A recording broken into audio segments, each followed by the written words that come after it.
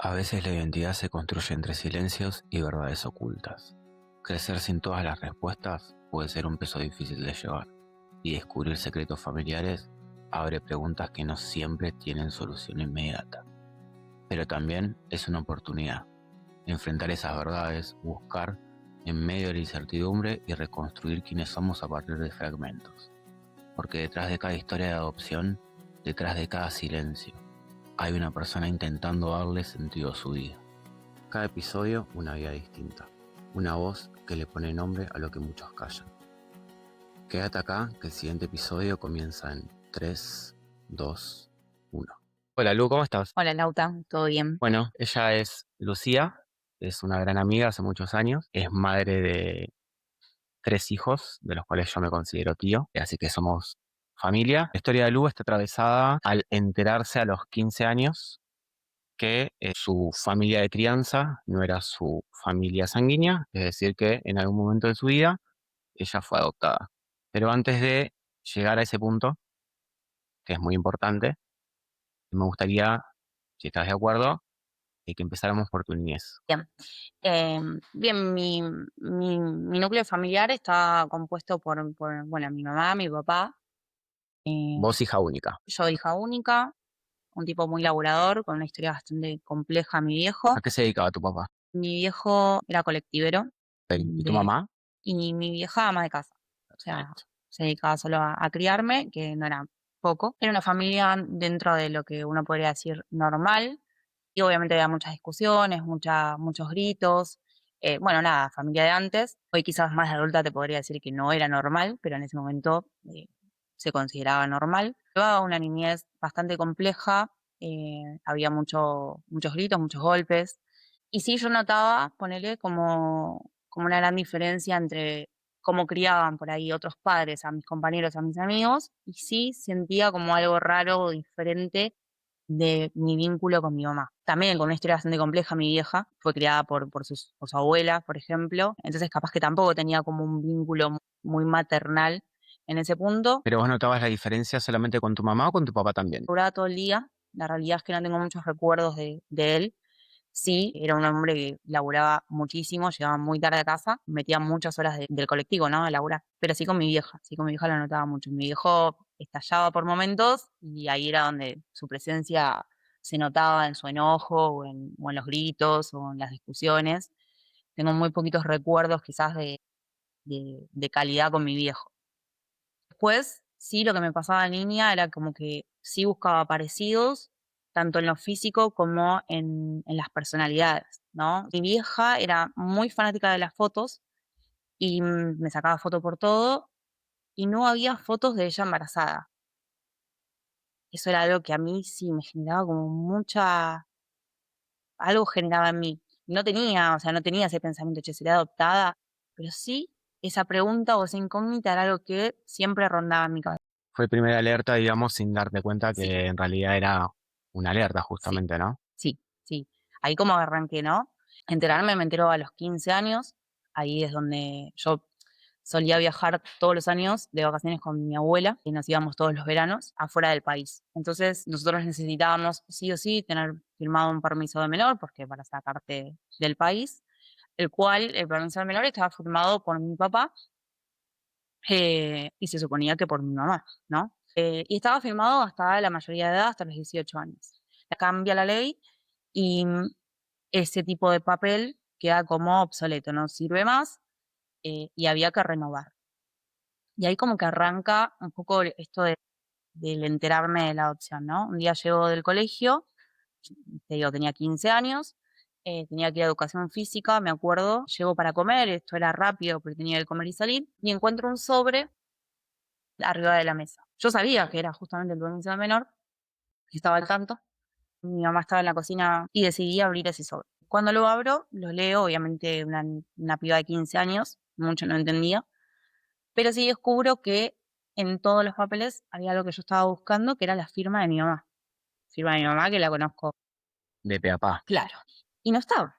Y no estaba su nombre tampoco, ¿no? Y resonaba un nombre muy particular en todas las hojas de ese permiso de menor, que como lo leí rápidamente dije, bueno, debe ser la abogada. la abogada o alguien que haya autorizado, ¿no? Guardo ese papel de nuevo en el sobre y me quedo pensando. Unos minutos más tarde vuelvo a abrir el sobre porque eso, o sea, cada vez generaba más inquietud en mí y me había agarrado como, te diría, una taquicardia, o sea, el corazón no me paraba de latir y decido preguntarle a mi mamá, mamá, ¿quién es esta persona? Mi mamá se pone a llorar en ese momento y me dice, cuando venga tu papá vamos a hablar. Y al segundo la vuelvo a mirar a los ojos y me dice, esa persona es tu mamá, es la que te dio la vida. Wow. Así que nada, lo primero que atiné a hacer es abrazarla. Lo primero que le dije fue, mami, a mí no me importa qué haya pasado, qué pasó, qué sucedió, pero sí quiero que te quede claro que vos sos mi mamá. Nos abrazamos fuerte y lloramos un rato las dos. En ese momento siempre tuve una personalidad de no querer ver mal a otras personas y siempre hacer algo como para sacar de esa situación, así que le dije, mami, no pasa nada, después lo charlamos, acá no pasó nada, me tengo que ir a educación física, así que terminé de comer, me sequé las lágrimas y salí. Y Lauta, te puedo asegurar que no me fui a educación física, claramente no tengo ni puta idea de dónde me fui, porque empecé a caminar, a caminar, a caminar, a caminar, como que se me venían todo el tiempo imágenes de esto, ¿no? Es como que las piezas de a poquito empezaban a encajar en algo que para vos en realidad era, no sé, un sueño, algo producto de tu imaginación, ¿no?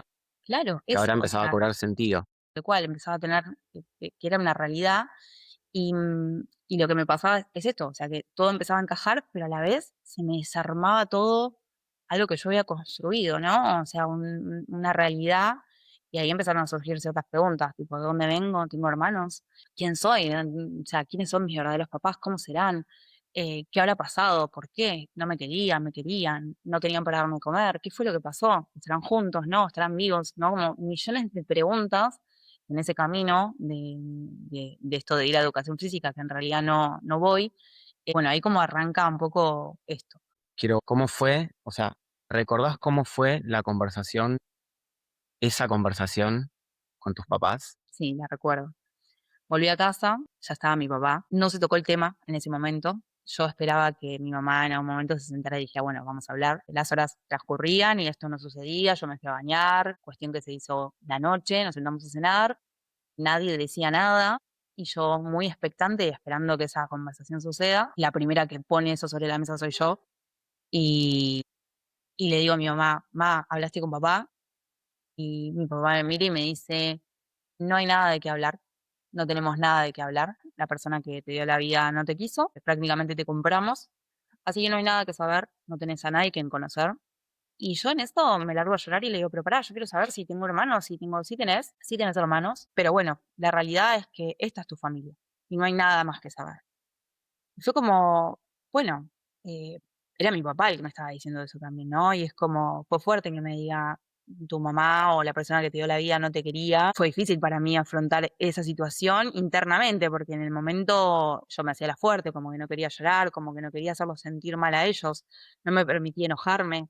Entonces, nada, esa conversación quedó ahí. Mi mamá sí acotó, y esto fue muy loco, porque mi mamá sí lo que dijo fue, esa persona para mí fue un ángel, ella me dio la posibilidad de ser mamá y yo siempre le voy a estar eternamente agradecida. Pero sin embargo, nada, me resonaba esto que me había dicho el viejo, ¿no? Tipo, esa persona no te quiso, tipo, sí, está buenísimo que a vos te haya dado la posibilidad de ser mamá y qué bien, porque en definitiva tuve una familia, pero a la vez es difícil para una piba de 15 años escuchar que te están diciendo que la persona que te dio la vida no te quiere o no te quiso.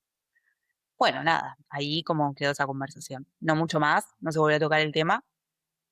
Eh, Yo no quise preguntar más nada, más que esto, si tenía hermanos. Mi mamá me contó que sí, que no sabía cuántos, pero que bueno, que si en algún momento yo la quería conocer, ella me daba la posibilidad de buscarla y de buscar a mis hermanos, que ella no tenía problema en ese punto. Así que mi vieja así muy abierta en ese plan. Y a partir de ese momento, ¿qué fue lo que pasó? O sea, vos ¿tenés conciencia en algún momento alguien te contó cómo fue el proceso en el que tus papás conocen a tu progenitora o no? ¿Quién te lo contó? Si es que te lo contaron, obviamente, ¿no? Sí, tengo como pedacitos de varias versiones, un poco lo que me fue contando mi mamá, y en el medio de esto yo decido ir a visitar a una tía que claramente tuvo siempre un vínculo con mi mamá muy cercano, porque a mí también esto, ¿no? Me llamaba la atención, digo, que nadie dijera nada o que nadie sospechara, o capaz que sí, pero nadie nunca me había dicho nada. Em, entonces voy a ella a preguntarle si sabía sobre la adopción y demás. Ella me dice que no sabía sobre la adopción, que de repente un día mi mamá como que había desaparecido, como que se había distanciado y después aparezco yo, ¿no? En su vida. Pero que también a ella le llamaba mucho la atención el tema de que no había fotos, de la panza y demás. Después voy a hablar un poco con mi abuela y un poco lo que fui rescatando de mi vieja, es que había una conexión ahí entre una persona que conocía a mi abuela trabajaba en una casa de limpieza. Mi abuela le comenta a esta persona que mi mamá no podía tener hijos en una charla. Tiempo después, esta persona le dice, che, mirá que conozco a alguien, hay una chica, una señora que no quiere, está embarazada y no quiere tener ese bebé. Y ahí como que hacen la conexión entre mi abuela, esta persona que conoce a mi progenitora, y mi vieja. Y ellos tienen como su primer encuentro. No tengo certezas, muchas certezas de esto, porque fueron siempre como pedacitos o recortes de cosas que fui hilando y uniendo de lo que me iban comentando. Ok, perfecto. Después a los meses, en octubre, un par de días antes de cumplir años, antes de cumplir los 16, 2 días antes, me entero que mi viejo tenía cáncer. Hacía un año que se había guardado esto. Un día voy a llevar unos papeles para autorizar eh, a la clínica y me encuentro al doctor de mi papá. Yo siempre fui muy alta y decido preguntarle qué tenía mi papá y ahí me entero que el chabón no sabía claramente que yo tenía 16 años o que estaba por cumplir 16 y me dice, mira, tu papá no tiene más de 3 meses de vida. Así que fue como un golpe también, ¿no? O sea, menos quería preguntar. O sea, es como eso había quedado guardadito en un cajón y era solo saberlo y nada más. Así que nada, fue muy difícil porque yo me entero de esto el 6 de octubre, el 8 cumplo años, el, el 1 de noviembre mi papá fallece. O sea, en menos de un mes mi papá ya no estaba más. Así que nada, ahí arranca todo, porque ahí es donde, ¿qué pasa? A mí no me adoptaron de una manera legal. Mi papá adoptivo firmó como si fuese mi papá biológico en el acta de nacimiento, o sea, me va a reconocer al registro civil. Entonces en el certificado de nacimiento figuraba esta persona que me dio la vida y mi papá. ¿Qué pasa? Al fallecer mi papá, legalmente, si a mí me pasaba algo, si sucedía algo, mi mamá no tenía la autoridad o la potestad como para poder accionar sobre mí. O sea, tu papá firmó como si él hubiese sido siempre tu progenitor, digamos, Tal cual, ¿no? tal cual. Él fue a reconocerme al registro civil. Eh, entonces, bueno, ahí arranca la búsqueda porque había que buscar a esta mujer para que firmara como si fuese una tutela, de alguna manera, hacia mi mamá. O sea, que esta persona autorizara a mi vieja a legalmente poder accionar sobre mí. A todo esto tu mamá estando de acuerdo en esta búsqueda y en... Sí, siempre, desde siempre, y aparte porque, bueno, legalmente lo necesitaba. O sea, ella ahí entró en pánico también, porque ¿qué pasa si te pasa algo? O sea, si, no sé, de repente te mandas una cagada y terminas presa, o si de repente, no sé, terminas en un hospital o hay que hacerte alguna intervención, o sea, ¿quién va a autorizar eso? Solamente esta persona. ¿Y cómo vamos a hacer para buscarla en ese momento? Entonces, hagámoslo ahora y ya cubrámonos de cualquier cosa que pueda pasar. Mi vieja tenía un contacto en donde ella sabía dónde podía encontrarla, así que un día nos levantamos, no la encontramos, pero encontramos una persona que la conocía, que sabía dónde se podía estar alojando esta persona. Estaba viviendo en la localidad de Ranchos, así que nos fuimos hasta allá. Planificamos todo el viaje porque la realidad es que eso iba a llevar tiempo, tuvimos que pagarle a alguien que nos lleve en un remis y nos traiga, era lejos. Em, Así que nada, habíamos planificado, no sé, a los 15 días, un fin de semana, poder ir. Claro, estamos hablando de hace 18 años atrás, ir desde donde vos vivías, que es en zona oeste, Sí, La Matanza, hasta la localidad de Rancho. exacto. Un viaje en todos los sentidos, ¿no? Porque la realidad es que subirme al auto y emprender ese viaje también removió un montón de cosas que yo claramente no quería exteriorizar, porque no quería hacer sentir mal a mi mamá. Veníamos de la pérdida de mi viejo, para mí me estaba faltando algo y estaba yendo a descubrir otras cosas. Tenía un montón de preguntas anotadas en mi cabeza que quería hacer, también con qué me iba a encontrar, ¿no? Porque yo sabía que desde la boca de mi papá esa persona no me quería, entonces, ¿qué me iba a pasar en ese momento? Así que ese viaje que duró 3 horas y pico, para mí fue un tema. Cuando llego, sale un pequeño a saludarme y abrazarme como si me conociera de toda la vida. Ahí conozco a mi hermano más chiquito. Fue emocionante porque yo siempre quise tener hermanos, hija única, y la realidad es que siempre quise a alguien para compartir algo, y siempre, en algún punto, quizás esto me pasaba porque internamente algo me decía que tenía hermanos, así que fue hermoso. Ese encuentro fue hermoso, nos abrazamos sin conocernos, pero sabiendo, él ya sabía que yo iba, así que sabiendo que éramos hermanos y que algo nos había separado, pero que teníamos la posibilidad ahí de empezar a formar un vínculo. Entiendo entonces que tu mamá ya se había comunicado con tu progenitora y le había avisado que Sí, estaban yendo. sí, ya estaba acordado. Así que nada, ese día me siento a hablar con esta persona, le hago mis preguntas y bueno, sus respuestas en principio me cerraron, o sea, me había dicho que no tenía para darme de comer y que nada, que la situación era complicada y que ella tenía más hijos, entonces, pero ahí despertó algo en mí, porque yo dije, para, o sea, eh, mi hermano hoy tiene 30 años, el más chico. Yo tengo 34, o sea, habían pasado 4 años y ella volvió a ser mamá. Y si bien yo era chica, en ese momento me pregunté, pero pará, o sea, tuvo un hijo después, ¿por qué yo? ¿No? Como esa fue mi pregunta. Pero no quise juzgarla en ese momento, yo era chica, hay cosas que no las entendía.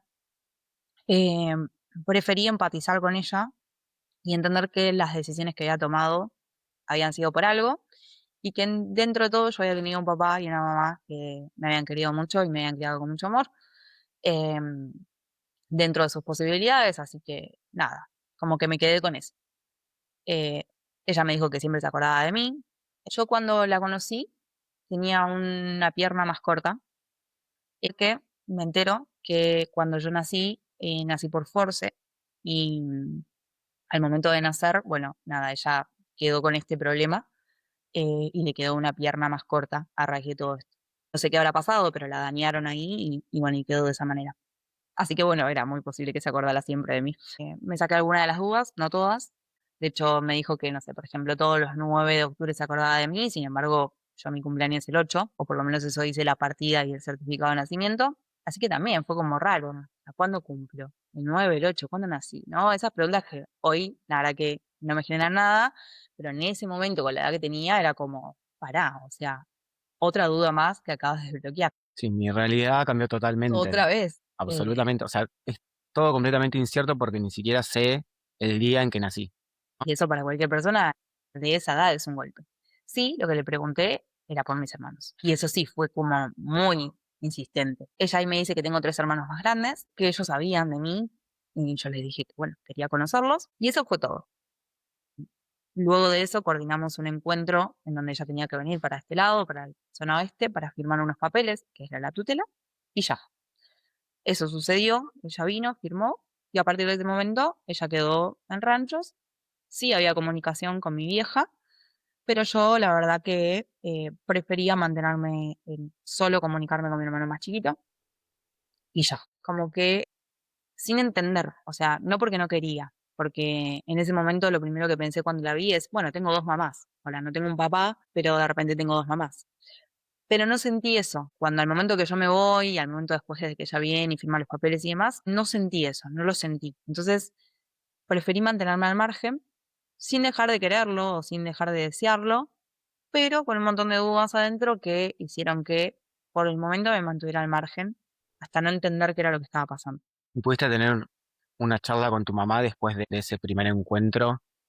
¿O recordás si tuviste una charla o Sí, recuerdo, yo al principio fui como al ataque, ¿no? Como diciéndole, pero mamá, viste que me dijo que nací el 9 de octubre. Y mi mamá como siempre cubriéndola, ¿no? Como esto de, mira, Lu, la verdad que yo no tengo nada para decir a esta mujer, la verdad que para mí fue un ángel, tenés que estar agradecida porque por lo menos estuviste con una familia, yo no te hice faltar nunca nada, como ella poniéndose ahí como en el primer plano, empatizando? claro, y empatizando con esta persona, que me parecía genial, súper lindo, porque entendía, o sea, dentro de mi corta edad, entendía lo que para ella significaba de ser mamá y lo que esta persona le había dado la posibilidad. Así que no podía entablar una conversación sin que mi vieja se sintiera mal o se sintiera atacada o que yo estuviese atacando a esta persona. O que sintiera que quizás ella no era suficiente para vos. Tal cual, tal cual. Así que preferí como guardarme todo eso para adentro. Em, y bueno, y pasó el tiempo, transcurrió el tiempo. Yo, esto fue a los 16, a los 17 quedo embarazada de mi primer bebé. Y en el medio de todo eso, me sucede algo muy loco que yo, en el transcurso de todo este tiempo, hasta ese momento, siempre hablaba con mi hermano más chico y le pedía si podía pasarme algún contacto de mis hermanos más grandes, si había tenido relación, si se había vinculado. Y siempre como que pasaba algo en el medio, ¿no? Como que siempre había como, hoy ya lo puedo ver como excusas, en ese momento era como, wow, loco, no se pueden conectar, no hay posibilidad de conectarme con ellos. No había WhatsApp, no había Instagram, no había, creo que no existía Facebook en Claro, ese ¿cómo es momento. posible que no haya comunicación, no? Si en Claro. teoría son todos hermanos. Había algo raro ahí detrás de todo eso, pero bueno, cuando me entero que estoy embarazada, a los días me llega un mensaje de mi hermanito más chico y me dice: "Te voy a pasar el número de teléfono de", me dice, "mi hermano más grande, pero por favor no le digas nada a mami". Al ser más chiquito él llamaba mami a su mamá y me hacía parte de ese mami. Y yo, obviamente, lejos de lastimarlo, no decía nada. Entonces, bueno, quédate tranquilo que mami no se va a enterar. Pido llamar a ese teléfono. Me costó mucho, la realidad es que no fue en el momento. Me tomé un par de días para pensar qué iba a decir, cómo iba a decir, cómo iba a encarar esa conversación. Entendiendo que él sabía, o que mis hermanos más grandes sabían que yo existía. Llamo por teléfono y me atiende mi hermano y no recuerdo exactamente qué fue lo que le dije, pero fue algo así como: "Soy Lucía, tu mamá se llama tal, tu papá se llama tal, tus hermanos tal, a mí me dieron en adopción". Y se escucha un silencio del otro lado del teléfono. Primero me dice equivocado. Y equivocado, cuando le empiezo a nombrar todas esas personas, toda la familia, se queda y ahí se escucha un silencio y se corta el teléfono. A lo cual me llama una mujer directamente de ese número. Desesperada, o sea, angustiada, diciéndome: "No sé quién sos, pero mi marido le bajó la presión, te pido por favor", me dijo algo así como: "No llames más, o no llames por lo menos en este momento", y quedó ahí. Al otro día, mi hermano me llama, me dice: "No sé quién sos, pero te quiero ver". Bien, ese año se hacía la Fórmula 1 en el Obelisco, así que yo no miraba tele, no miraba noticias ni nada, no tenía ni idea de lo que iba a suceder ese domingo siguiente, pero ese domingo siguiente estaba la Fórmula 1 en el Obelisco. Yo, creyendo que ese era un lugar digno de poder encontrarnos, cuando llego y yo me quedo sin batería en ese momento. O sea, mi último mensaje fue que yo estaba yendo, no había WhatsApp, así que era mensaje de texto, y me quedo sin batería en el teléfono. Em, un mundo de gente, dije: "Ya está, no lo encuentro más acá, ya está, o sea, este encuentro queda truncado". Sin embargo, siento la mirada de alguien que me miraba fijo y se empieza a acercar con un sobre en la mano y esa persona, o sea, siento su mirada y cuando lo miro veo un tipo que se acercaba a mí con los ojos llenos de lágrimas. Y cuando se iba acercando me dice: "No puedo creerlo, Lucía". Y ahí me dice que soy igual a su mamá. Eh, así que nada, fue como muy choqueante y muy fuerte la mirada de esa persona, o sea, de mi hermano mayor, más allá de que me estaba conociendo, el no tener que preguntarme nada, porque no había dudas en ese momento. Cuando me vio, cayó la ficha de un montón de cosas y se dio cuenta que sí, era su hermana, soy igual a su mamá. Sí, es como el destino diciéndole, acá está la otra parte de tu familia que no sabías que Real, existía. sí. En ese momento él tenía un sobre en la mano, así que empiezo a sacar fotos de mis hermanos, de la familia, de cuando ellos eran chicos. eh, y bueno, y me empieza a poner sobre la mesa un poco la historia, ¿no? Eh, bastante rebuscada esa historia. Pero bueno, ahí empiezo como a entender un poco más qué era lo que había pasado. Quizás ya no era por una cuestión de falta de comida o de techo. Un poco sí, porque eran personas humildes, o sea, él me reconoce eso, que eran personas humildes, pero quizás no tenía que ver con eso, sino más con un engaño, ¿no? Como que mi mamá, o sea, mi progenitora en sí, había engañado a su pareja de ese momento, ahí queda embarazada y bueno, ahí toma la decisión de darme porque, bueno, ella tenía que continuar con su familia. Así que bueno, ahí como que arranca también una parte de la historia que yo no conocía y que en algún punto estaban como tapando o cubriendo para no contarla, ¿no? Eh, bueno, nada, ahí arranca mi vínculo con mi hermano mayor. Él también estaba por ser papá, así que su mujer en ese momento estaba embarazada. Así que las dos embarazadas, nos vinculamos un tiempo, después él se volvió a su país, o sea, al país donde estaba, y yo continué. Pero me faltaban conocer dos hermanos. Y bueno, más allá de querer empatizar, cada vez me alejaba más de quizás entenderla en sí. Pasa el tiempo, a los 19 años soy mamá nuevamente, me entero que estoy embarazada justo en un momento en donde iba a viajar hacia este país donde estaban mis otros hermanos a conocerlos. Ya había conocido al más chico, había conocido al más grande, me faltaba conocer a los del medio, mi hermana y mi hermano del medio. Em, Así que me entero un par de días antes de viajar que estaba embarazada de mi hija del medio. Y yo ya tenía los boletos y todo para viajar con mi nene y ir a conocer a mis hermanos. Así que nada, emprendo el viaje. Al primero que conozco es a mi hermano del medio. Y cuando se empieza a acercar, fue muy loco porque también se le llenaron los ojos de lágrimas y él sí me tocó la cara como si yo, no sé, sería una sobreviviente de algo. Y me dijo, no puedo creer, sos igual a mamá. Me abrazó, mucha emoción en ese momento. No hablamos mucho sobre el tema con él. Sí, preguntarme cómo era yo, cómo fue mi vida, mi niñez, mi crecimiento. Él quería saber todo de mí, pero no de nuestra historia, o sea, como que no hablamos de eso. El siguiente encuentro era ya con mi hermana, ese mismo día, a la tarde, y con mi hermana fue todo lo contrario. Cuando la conozco, lo primero que ella hace es correrme la cara, no me quiere saludar. Ok. Y bueno, y sin embargo hoy es con la que mejor relación tengo, es una de las con la mejor relación tengo, pero en ese momento me corre la cara y me dice, yo con vos no quiero hablar, no quiero saber nada, con vos no sos mi hermana. Y yo embarazada, gente, casi me bajó la presión, hacía mucho calor. Y creo que recién a la noche nos dimos la posibilidad, o ella por lo menos me dio la posibilidad de poder entablar una conversación y empezar a hablar. Y ahí también es donde me enteró una gran parte de la historia, mucho más fuerte, que sí tenía que ver con esto, con el engaño, con nada, con cosas que le pasaron a ella, a mi progenitora, y que por eso tomó la decisión de darme en adopción. Luego, cuando me enteró tantas cosas tan fuertes de lo que ellos habían pasado, que habían pasado después de que ella me dio una adopción, ellos tres se fueron a vivir solos con su papá y pasaron muchas necesidades, pasaron por un montón de situaciones que yo agradezco a la vida haber tenido la familia que tuve, pero que me dolía en el alma saber que mis hermanos habían pasado por toda esa situación. Estaba como muy indignada, muy dolida. ¿Sentís que en algún punto tuviste un poco más de suerte que ellos al haber crecido en una familia distinta? Sí, sí, sí, sí, y sentía mucha culpa por eso. Que también después lo trabajé mucho en terapia, ¿no? Pero sí me pasó eso. Con mi hermana fue como mucho más profundo, ser una charla de mujer a mujer, contarme cosas muy fuertes. Cosas muy fuertes, ¿crees que podés llegar a compartir o tenés ganas de compartir, si se puede, obviamente, ¿no? Algo de esas cosas que vos hablaste con tu hermana en ese momento. Sí, sí, no sé, por ejemplo, ella tiene recuerdos, o me contaba que tenía recuerdos de escuchar de repente a su mamá tener relaciones sexuales.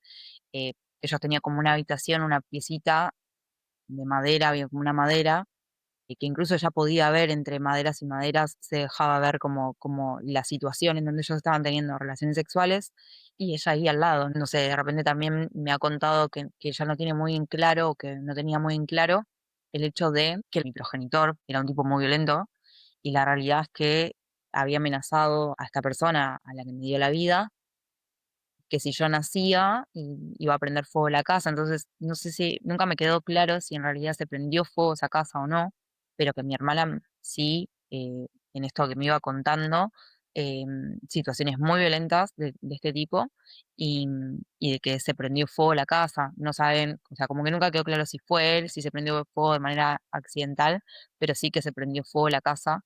Tampoco nunca me quedó claro si yo estaba dentro o no, si yo en algún momento estuve en esa casa o no. Mis hermanos como que tienen leve recuerdo, también eran muy chicos, em, y tienen como ciertos recuerdos con muy poca claridad. Por momentos como que la historia no me termina a veces de quedar muy clara.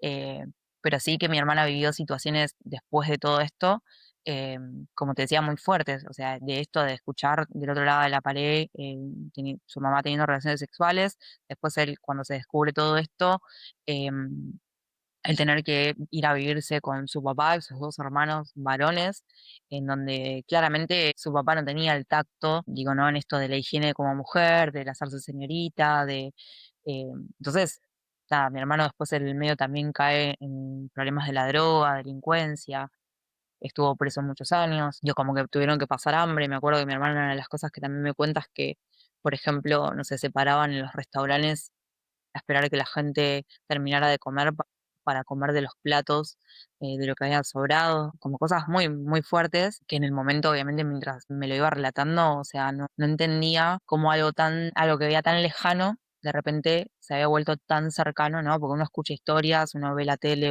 pero en ese momento escucharlo relatado por mi hermana.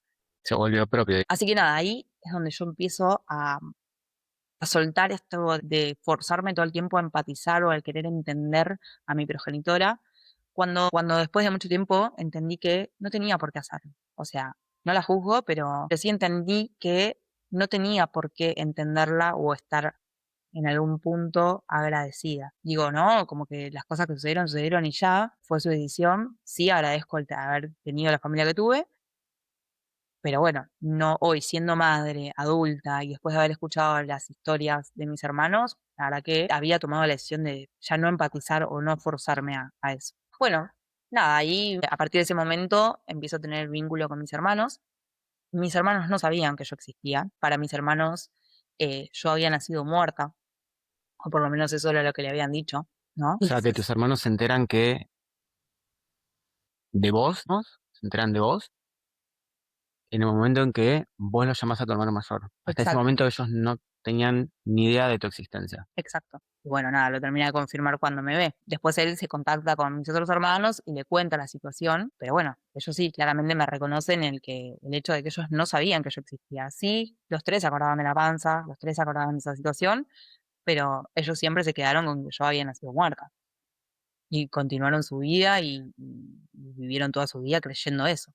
Entonces fue muy fuerte para ellos también. En ese momento es como vos fuiste la culpable también, ¿no? Como ahí se rompió toda mi familia, ahí pasaron todas estas cosas, ahí yo me tuve que ir a ver con mi viejo, pasé por todas estas situaciones por tu llegada, ¿no? Como fue así. En el medio descubro también que mi progenitor eh, era una persona violenta, eh, que terminó en una cárcel, que lo terminan matando en una cárcel.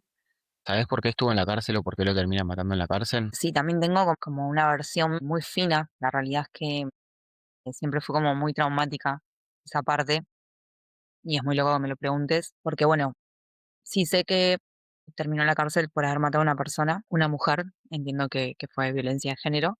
En ese momento no se catalogaba de esa manera, pero cuando mi hermano me lo cuenta y mi hermana me lo termina reconfirmando, es que sí, este tipo se termina vinculando con otra mujer después de lo mío y la termina matando. Él va a la cárcel, lo encuentran, va a la cárcel y lo terminan asesinando ahí. Como que eso es lo que supe. Es una versión muy, ya te digo, como muy fina porque Es la nunca, certeza, digamos. nunca tuve la certeza y también decidí no buscar mucho más. Imagínate que en el momento que yo me entero también eso impacta en mi personalidad porque digo, hoy podríamos decirlo que lo tengo un poco más ¿Trabajado? trabajado, pero en ese momento fue como, chau, tengo la sangre de un asesino, tengo, qué sé yo, qué me va a pasar el día de mañana si, no sé, de repente tengo alguna reacción violenta ¿no? Como cosas que surgen en este tipo de casos donde de repente tenés un asesino que es parte, más allá de que yo no me haya vinculado con él, digo, yo la sangre de un asesino, ¿no? Como que eso era lo que se me replanteaba. Hoy lo tengo mucho más trabajado, pero en ese momento fue fuerte.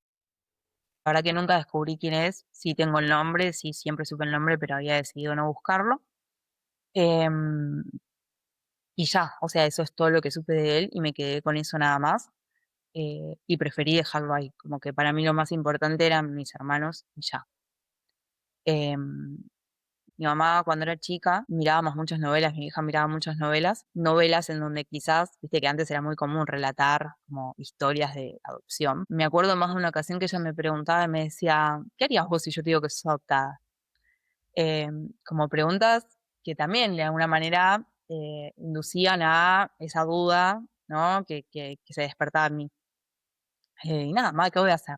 No, porque viste que la chica ahí se fue, desapareció y se escapó, como que ella ponía de alguna manera a su forma sobre la mesa el miedo que ella tenía de contarme.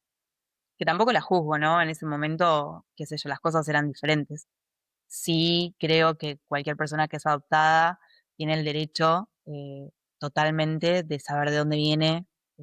Que tal el caso de esa persona, a ver, siempre va a ser agradecida con la familia que tiene, pero que sí es muy importante la identidad de uno, de saber de dónde viene, quién es. Con mi mamá nunca más volví a tener una conversación sobre este tema, ni con mi progenitora tampoco. La terapia a mí me ayudó un montón a como a destrabar el sí me quiero enojar, sí estoy enojada, pero por esto mismo, ¿no? Por no saberlo antes, por que no me hayan permitido vincularme con mis hermanos desde antes. Ojo, hoy voy a ser siempre una eterna agradecida por el vínculo que tengo con ellos, pero sí, como que bueno, esas cosas no estuvieron. Y ¿Sentís que en algún aspecto esto, el haberte enterado de que sos adoptada, modificó de alguna forma o afectó tu conducta, tu forma de ser, tu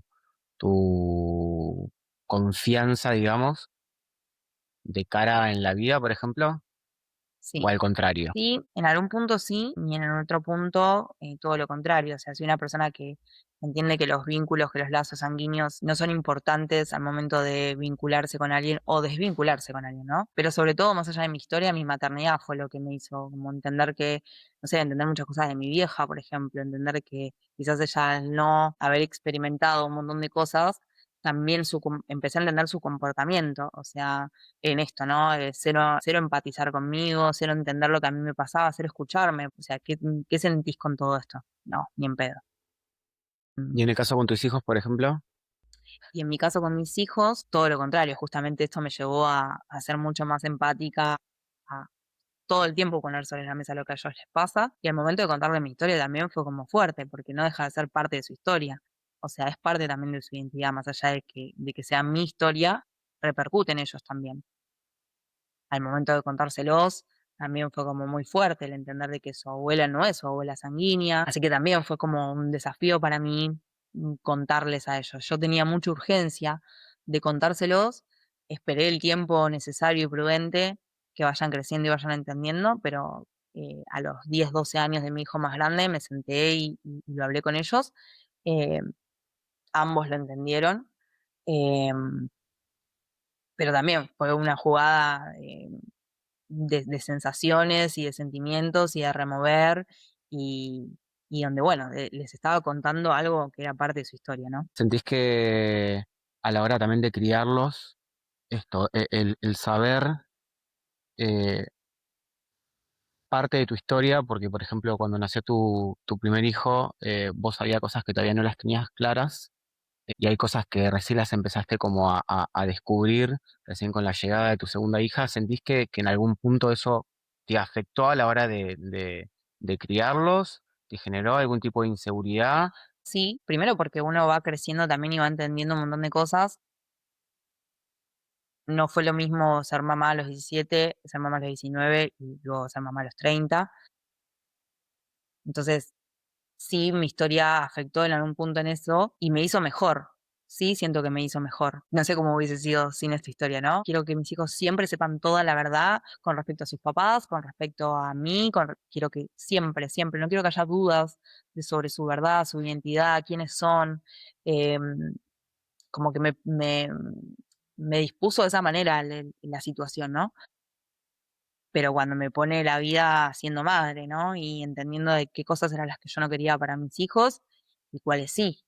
Entonces, sí, tomé lo mejor de mi mamá, pero había muchas cosas que había o que hoy elijo no tomarlas. Mi vínculo hoy con mi vieja está bien, es bueno, es lindo, pero quizás no es el mismo vínculo de cualquier madre y cualquier hija. O sea, yo siento que tomo distancia en un montón de situaciones, en donde también siento culpa, pero no tiene que ver quizás con mi historia en sí de la adopción, sino con mi vínculo con ella desde muy chiquita y lo que yo fui formando con ella. Su manera de criarme, su manera de ser conmigo y yo con ella, hizo que hoy quizás la relación esté bien, pero cada una en su lugar, cada una con sus tiempos, sin mucha relación. No creo que mi historia haya afianzado más mi vínculo con ella, sino todo lo contrario. Como que yo te puedo dar mi perspectiva y es que mi mamá, más allá de su deseo de ser madre, que no digo que no lo haya tenido, era más la sociedad que la apuraba a una situación y se dio esto, como que lograron hacer esa conexión, listo, tengo la posibilidad de ser mamá, pero no sé ya de si es de un deseo de ser madre, O de sino una de, obligación. o de una obligación o de vincularse con una criatura porque era muy apasionada por los nenes.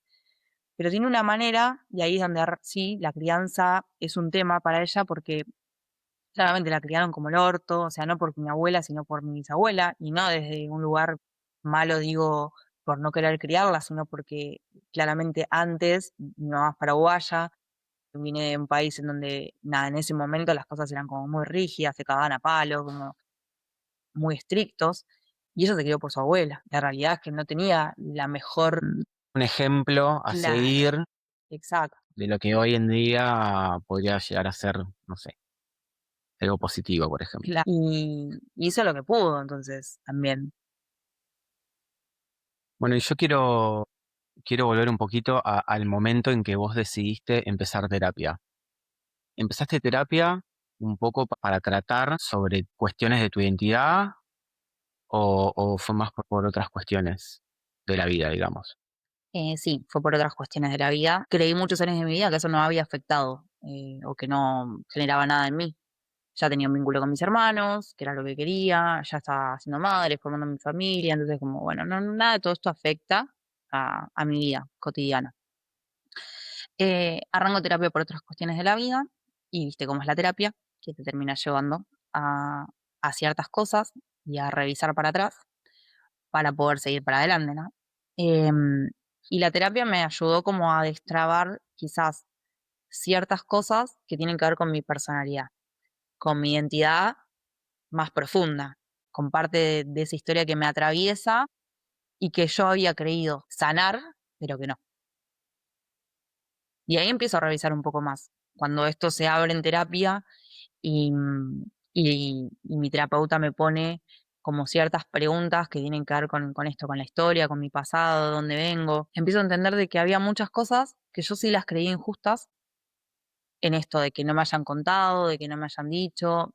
Vuelvo a lo mismo, no lejos de juzgar a las personas porque lo hicieron, pero sí entender de si yo me quería enojar en ese momento, ¿por qué no habérmelo permitido? ¿Por qué no haberme permitido llorar en medio de esa conversación si quería llorar? ¿Por qué no querer hacer sentir mal a nadie por el hecho como la culpa de ser adoptada? Como...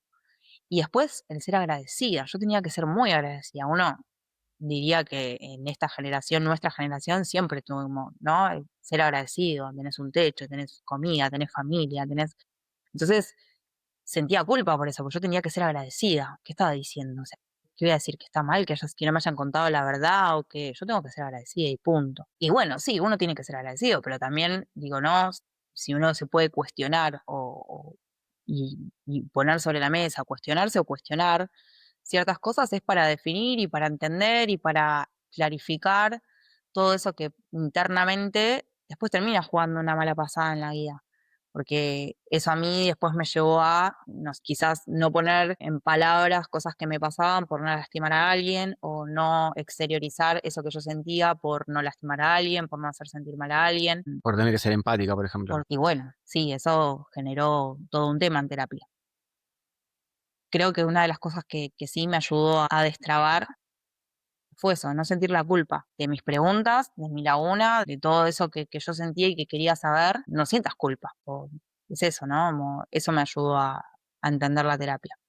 Que no tenía nada de malo el querer saber. Mi terapeuta me decía, no pasa nada si tenés 30 años y te quieres enojar por algo que te pasó en ese momento a los 15, al momento que te estabas enterando la verdad, y que lo primero que hiciste fue abrazar a tu mamá, cuando en realidad por dentro tenías un montón de cosas y de preguntas y que no las pudiste exteriorizar en ese momento. Mi mamá em, ya había barajado ciertas cosas en donde a mí me había alertado de cuál era el comportamiento que ella no quería que yo tenga. Y entonces ahí claramente no quería hacer sentir mal a mi vieja. Y reprimí un montón de cosas. Que eso lo descubro en terapia, ¿no? Obviamente. Y que me llevan después a formar esa personalidad. Esas fueron una de las cosas. Sí, y otra cosa que me ayudó mucho en el tema de la terapia es darme cuenta que a raíz de todo esto, ¿no? Inconscientemente em, tengo miedo del abandono, incluso me pasa a veces, ¿no? Que, y vuelvo a lo mismo, es inconsciente, como en esto de complacer a todo el mundo, de decir todo que sí, de que nadie, nada, salga lastimado, como en este plan. ¿Por qué? Y creo que es por esto, ¿no? Por el miedo a este abandono que en algún punto atraviesa un poco mi vida. Y que sí, esto lo descubrí también en terapia, como el tema del abandono. Sí, sí, en esto de repetir patrones, ¿no? Yo siempre digo que historias que no se sanan son patrones que se repiten, ¿no? Entonces, como desde este lugar, digo, inevitablemente, al no haber sanado todo eso, en algún punto hay un encuentro de historias de mis hijos, de la mía, de mis hermanos, ¿no? Como que en algún punto hay algo ahí que entrelaza y termina cruzando. ¿Sentís que hoy en día, con 34 Cuatro. años, terminaste de descubrir cuál es tu historia y sanaste algunas de esas cosas de tu historia que quizás no podías entender a los 15 años o a los 17 años o a los 19 años, y que fue cuando empezaste a desentramar todo lo que tiene que ver con tu historia de vida? ¿Sentís que todavía tenés algunas cositas que no terminaste de entender o de descubrir? No, la verdad que no. No, sí, creo que hay cosas que me dejan en paz y tranquila con todo lo que ya sé, pero siempre hay algo, uno siempre quiere más, ¿no? Como no quiere siempre saber más, un poquito más. Pero con lo que sé y con lo que tengo hoy, la verdad que, ya te digo, la terapia me ayudó un montón y estoy muy tranquila y muy en paz con lo que tengo, con lo que sé. Sí, siempre se destraba alguna, no sé, alguna secuencia, alguna situación, no sé, mis hermanos a veces me hacen comentarios en donde despiertan nuevamente ciertas dudas, pero pará, no me habías dicho esto, me habías dicho otra cosa. Pero que, viste que Rolón dice que uno tiene que elegir las batallas. Y como que intento hacer eso, como intento elegir cuáles son esas cosas que realmente me son relevantes saber y cuáles no. Entonces, cuando me doy cuenta de que quizás se empieza a despertar alguna duda en mí, me pregunto en ese momento, che, pero para saber esto, ¿te es relevante?